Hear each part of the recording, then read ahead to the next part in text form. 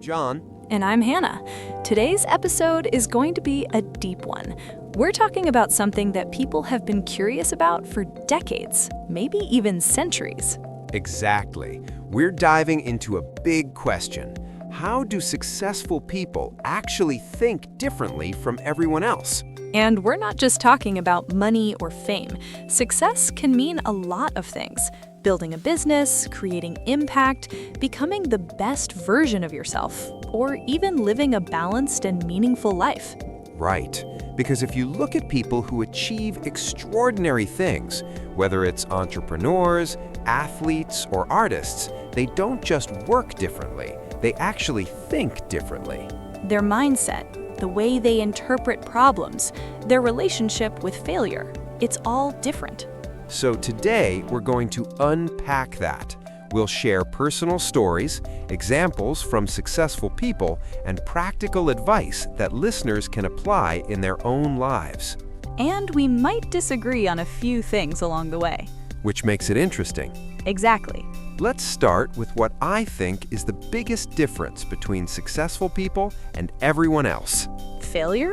Exactly. That's a big one. Most people see failure as the end of the road. Successful people see it as data. I love that. Failure as data. Think about it. If a business fails, most people think, I'm not cut out for this. But someone with a success mindset thinks, what went wrong and how do I fix it? There's a story about Thomas Edison that I always remember. The light bulb story? Yes. When he was inventing the light bulb, he supposedly failed thousands of times. And when someone asked him about it, he said something like, I didn't fail. I just found 10,000 ways that didn't work. That mindset is powerful. And honestly, it's rare.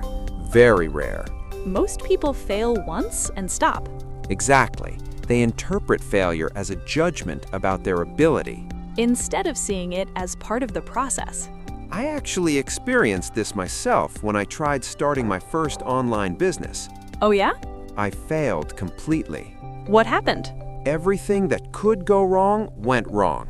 My product idea was bad. My marketing was terrible. I didn't understand my customers. Sounds like a full learning experience. Exactly. But at the time, it felt like a disaster. That's normal though. But here's the interesting part. After that failure, I started studying entrepreneurs who had succeeded. And? Almost every single one of them had multiple failed businesses before their successful one. That's something people don't talk about enough. People only see the success story, not the 10 failures before it. Another thing successful people do differently is they think long term. That's huge. Most people think in days or weeks. Or even hours. Exactly. What feels good right now? But successful people think in years. Or decades. For example, someone might choose to learn a difficult skill for 5 years, knowing it will pay off later. While others avoid the discomfort and stay in the same place. It reminds me of something Warren Buffett once said. What was it? Someone is sitting in the shade today because someone planted a tree a long time ago. That's such a powerful way to think about life. Exactly. Success is rarely immediate. Another mindset difference is responsibility. Yes, successful people take responsibility even when it's uncomfortable. While others blame circumstances. Or other people. Or the economy. Or bad luck. Or bad luck.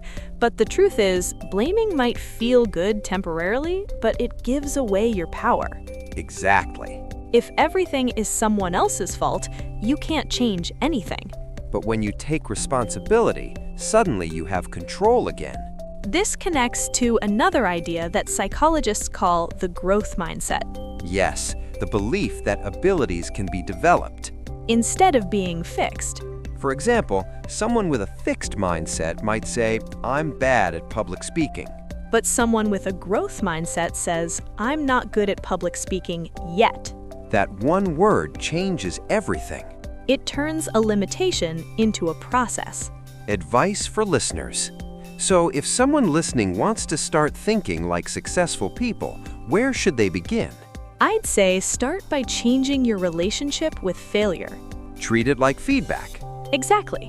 What about you? Start thinking long-term. Ask yourself, where do I want to be in 5 years? And then work backwards. Yes. All right, in the next part of this conversation, we're going to dive into something really interesting. We're going to talk about risk. Why successful people take risks, but not the way most people think.